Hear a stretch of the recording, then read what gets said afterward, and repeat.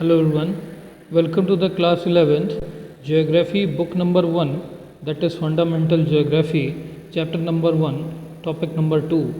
In the last lecture we have understood that how the geography subject works as the integrated discipline among all the other subjects. ठीक है, पिछले lecture में हमने ये जाना था और ये सीखा था कि किस तरह से ज्योग्राफी का जो सब्जेक्ट है वो बाकी सभी और सब्जेक्ट्स को कैसे इंटीग्रेट करता है, आपस में जोड़ता है। ठीक है, अभी हम आगे देखेंगे कि ज्योग्राफी को स्टडी करने की अप्रोचेस क्या क्या हैं। ठीक है, तो देखिए सबसे पहली अप्रोच है ज्योग्राफी को स्टडी करने की, वो है एक सिस्टमेटिक अप्रोच। ठीक है, किसी भी सिस्टमेटिक तरीके से आप इस अप्रोच को पकड़ते हैं और सब्जेक्ट को समझते हैं।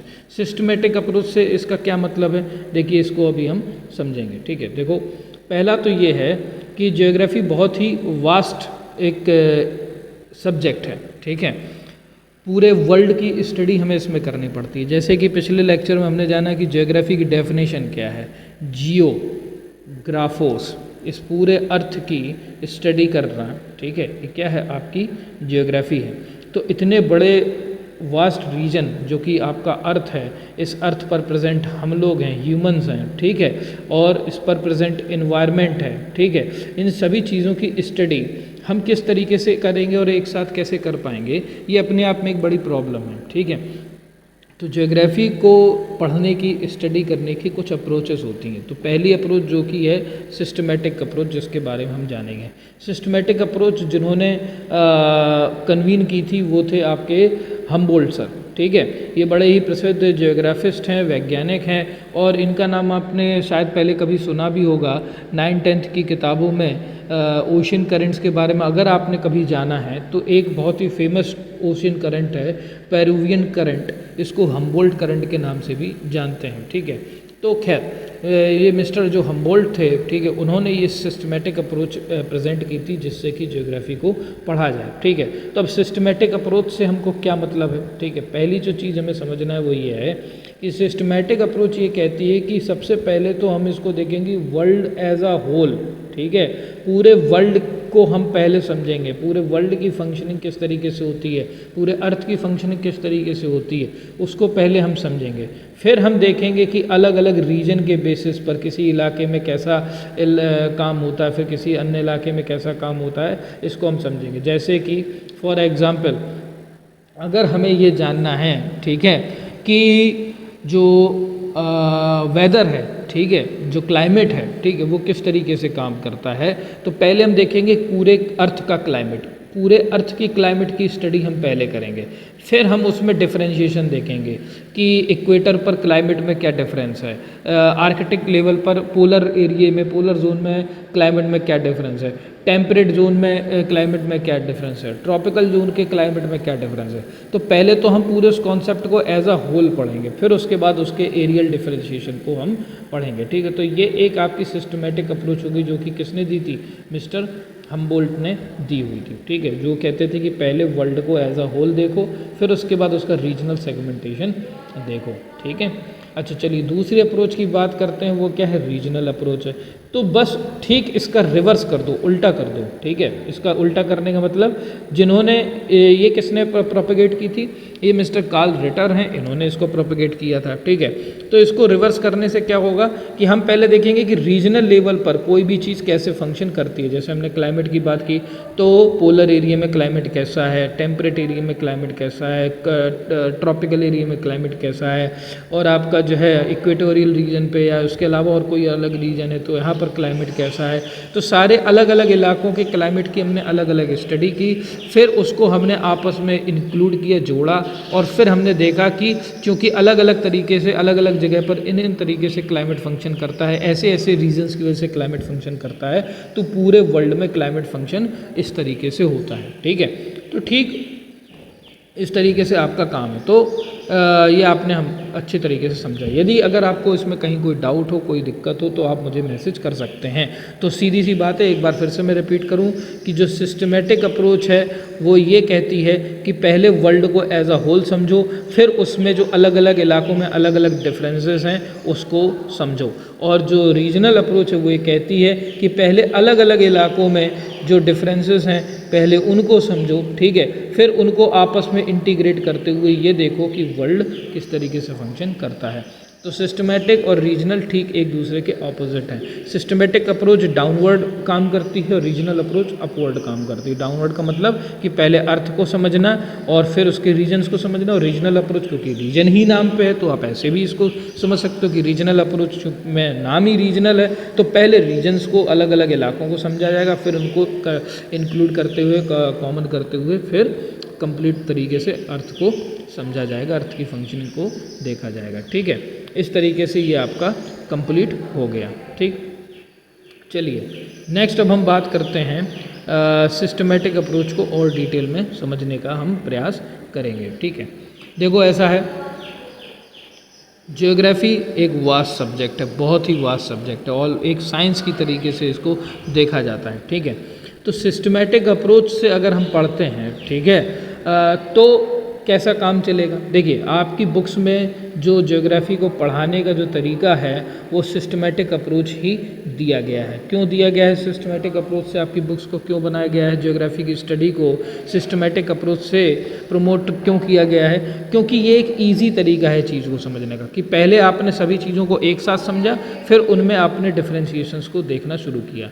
लेकिन जो दूसरी अप्रोच है, रीजनल अप्रोच है, ये आप जब ज्योग्राफी में ही अगर बीए करते हैं, एमए करते हैं, तब आपको रीजनल अप्रोच ज्योग्राफी की देखने को मिलती है। ठीक है, इसमें थोड़ा स्पेशलाइजेशन होता है और ये थोड़ी सी कॉम्प्लेक्स होती है। ठीक है, इसीलिए आपके बुक्स में 11th और 12th में सिस्टमेटिक अप्रोच दी गई है और देखेंगे कि उसी के हिसाब से आपकी किताबें भी बनी हुई हैं। जैसे कि सिस्टमेटिक अप्रोच में पहले हम क्या देखते हैं कि पूरे अर्थ की फिज़िकल जो प्रॉपर्टीज़ हैं वो क्या है, कैसी है, तो इसी पर बेस्ड आपकी ये किताब है जिसको हम पढ़ रहे हैं, उसका नाम क्या है, फिजिकल ज्योग्राफी। समझ में आ गया। तो हर चीज़ के पीछे कोई रीज़न है, आप कोई किताब पढ़ रहे हैं तो वो क्यों पढ़ रहे हैं, उसके पीछे भी कोई रीज़न है। ठीक है, तो पहले आप फिज़िकल आस्पेक्ट को समझते हैं कि अर्थ के जो फिज़िकल आस्पेक्ट हैं वो क्या क्या हैं, पहले आप इनको समझते हैं। ठीक है, फिर उसके बाद आप समझते हैं कि अर्थ में जो चीज़ें फंक्शन करती हैं, काम करती हैं, वो किन वजहों से काम करती हैं, किन रीजन से काम करती हैं, तो उनके नियम कायदे जो कि प्रिंसिपल्स हैं उनको आप समझते हैं। ठीक है, फिर ज्योग्राफी को स्टडी करने के जो मेथड्स हैं उनको आप समझते हैं। ठीक है, और फिर एट दी एंड इस पूरे अर्थ में, इन पूरे अर्थ के इन्वायरमेंट में ह्यूमन किस तरीके से इंटरेक्ट करता है, फिर आप उसको समझते हैं। ठीक है, तो आपके 11th में ये चीज़ आएगी और 12th में आपके ये चीज़ आएगी। ठीक है, इसको हमें समझना। चलिए आगे देखते हैं।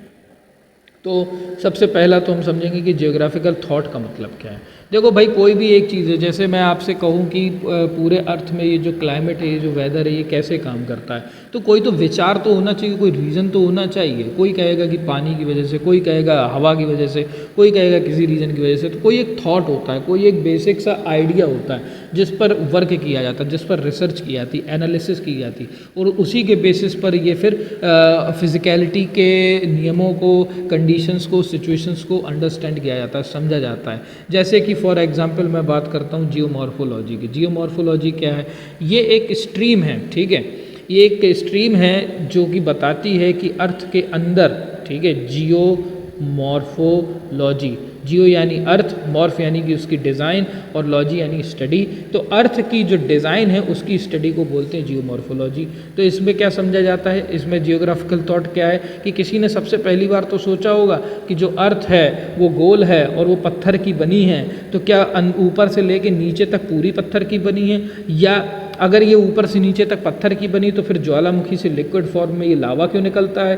तो फिर ये एक थॉट आया ना। ठीक है, मैंने जैसा कि कहा ना कि ये एक जियोग्राफिकल थॉट आया। ठीक है, उस पर रिसर्च की गई, एनालिसिस की गई, तो हमें ये पता चला कि जो अर्थ है वो बेसिकली क्या है, 3 पार्ट में डिवाइडेड है। ऊपर है क्रस्ट, बीच में है मेंटल और अंदर है क्या, कोर। ठीक है, जैसे जैसे नीचे बढ़ते जाएंगे मटेरियल की डेंसिटी बढ़ती चली जाएगी। ठीक है, और क्योंकि टेम्परेचर भी बढ़ता जाएगा इस डेंसिटी की वजह से, तो ये क्या हो जाएगा, लिक्विफाइड होता चला जाएगा। ठीक है, तो ये एक जियोग्राफिकल थॉट हुआ। ठीक है, तो इस तरीके से आपकी जियोमॉर्फोलॉजी हुई। ठीक, समझ गए।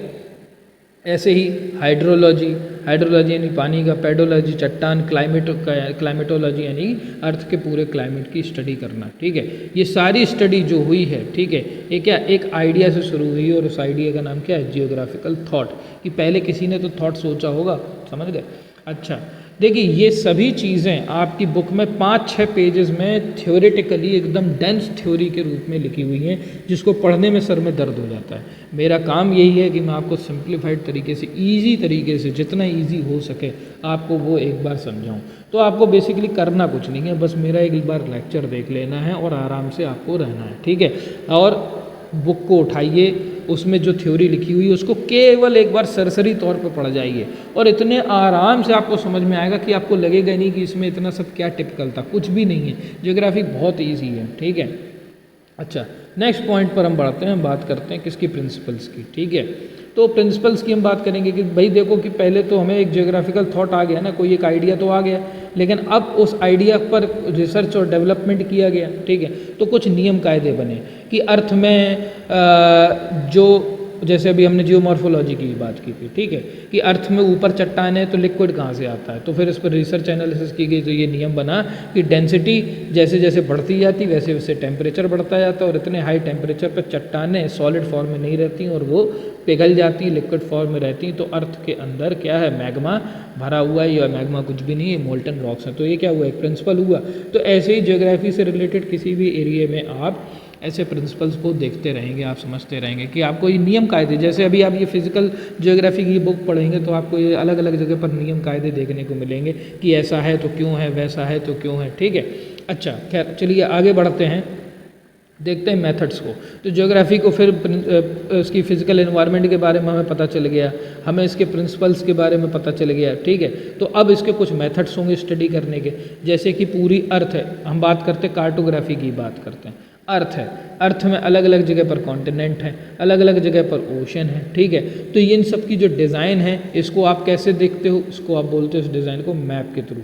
लेकिन ये मैप क्या है, मैप क्या ऐसे ही बन जाएगा, नहीं, मैप के बनाने के कुछ प्रिंसिपल होंगे, कुछ नियम होंगे जो कि डिपेंडेंट करते हैं किस पर, उसके फिजिकल प्रॉपर्टीज़ पर डिपेंड करते हैं कि आइलैंड इधर है, ये इसकी फिजिकल प्रॉपर्टी है और इसको इस तरीके से डिज़ाइन किया गया है, ये इसके प्रिंसिपल हैं। और डिज़ाइन करने के जो मेथड्स होंगे उनसे जो साइंस बनेगी, उनका जो तरीका बनेगा, उनका जो नॉलेज बनेगी, वो क्या कहलाती है, आपकी कार्टोग्राफी कहलाती है। तो कार्टोग्राफी का क्या मतलब होता है, cartography is a science in which we study the design of mapping. ठीक है, हम मैप की डिज़ाइन करना सीखते हैं किसमें, कार्टोग्राफी में। ठीक है, चलिए तो ये एक बात हो गई। अगली बात करते हैं ह्यूमन की। ठीक है, तो ये सब चीज़ें हमने जान ली, पूरे सिस्टमेटिक अप्रोच से अर्थ की हमने पूरी फंक्शनिंग को हमने समझ लिया। लेकिन अल्टीमेटली हम क्या है, एक ह्यूमन स्पीसीज़ हैं। तो ह्यूमन स्पीसीज़ इस पूरे अर्थ के साथ कैसे कोरिलेट करती है, इस अर्थ के इन्वायरमेंट में कैसे सर्वाइव करती है, किस तरीके से उसके इंटरेक्शन होते हैं, इनको भी स्टडी करना है। तो ये ह्यूमन ज्योग्राफी आपकी क्लास 12th में आएगी, जिसके बारे में हमने पिछले लेक्चर में बात की थी, जिसमें हम स्टडी करते हैं कि ह्यूमन के सोशोलॉजिकल रिलेशंस, कल्चरल रिलेशंस किस तरीके से बनते हैं। ह्यूमन की जो पॉपुलेशन है, पॉपुलेशन भी 2 टाइप की, रूरल पॉपुलेशन, अर्बन पॉपुलेशन, वो उनके क्या क्या फिनोमिनाज होते हैं, ह्यूमन की इकोनॉमी किस तरीके से काम करते हैं, उसका हिस्टोरिकल बैकग्राउंड क्या है, पॉलिटिकल एस्पेक्ट क्या है, ये सब हम स्टडी करेंगे क्लास 12th की ज्योग्राफी में। आगे हम बात करते हैं रीजनल अप्रोच की। रीजनल अप्रोच की हमें चिंता ही नहीं करनी, हमें बस केवल ये जान लेना है कि ये किस तरीके से काम करता है। तो आप इसको एक बार मैप को, ये जो डिज़ाइन बनी है उसको देख लेंगे, आपकी बुक में भी ऐसे ही बना हुआ है। थ्योरी भी आप एक बार पढ़ेंगे तो आपको समझ में आ जाएगा। बकाया इससे ज़्यादा रीजनल अप्रोच में आप जानने की आपको कोई ज़रूरत नहीं है, क्योंकि ये 12th के बाद की चिंता करने के रीजन हैं। ठीक है, बस आपको जो रीजनल अप्रोच के बारे में पता होने की ज़रूरत है वो ये है कि रीजनल अप्रोच ज्योग्राफी को स्टडी करने की एक अप्रोच है जिसको कि कार्ल रिटर ने बनाया है, जिसमें कि रीजनल सेगमेंटेशन को पहले देखा जाता है और उसके बाद उनको वर्ल्ड वाइड रूप में इंटीग्रेट किया जाता है। समझ गए। इस तरीके से आपका ये टॉपिक नंबर 2 कवर हुआ। ये चैप्टर आपका ऑलमोस्ट कंप्लीट हो गया है। किसी को कहीं कोई डाउट हो तो मुझे भेजिए, उन डाउट को रिजॉल्व करते हुए मैं अगले आपका नेक्स्ट वीडियो बनाऊंगा। अगर अभी भी किसी को कहीं कोई समस्या है, कोई डाउट है, किसी तरीके का कोई सवाल है, ठीक है, वो आप मुझसे पूछ सकते हैं और आपको पीडीएफ भेजती जाएंगे हम टाइम टू टाइम, जिनको कि आपको एक फेयर नोटबुक बना लेनी है, क्लास नोटबुक जिसको हम बोलेंगे आज से, ठीक है। उस क्लास नोटबुक में उन पीडीएफ को राइट डाउन करना है, उन पीडीएफ्स में आपको एक्सरसाइज सॉल्यूशन मिलेंगे। इसके अलावा आपको और कुछ भी उस क्लास नोटबुक में, फेयर नोटबुक में नहीं लिखना है, ठीक है, समझ गए। लेकिन अभी भी अगर आपको कहीं कोई सवाल हो, कोई दिक्कत हो, तो आप सीधे मुझे कांटेक्ट कर सकते हैं, ठीक है। Okay class, thank you and we will meet in the next session.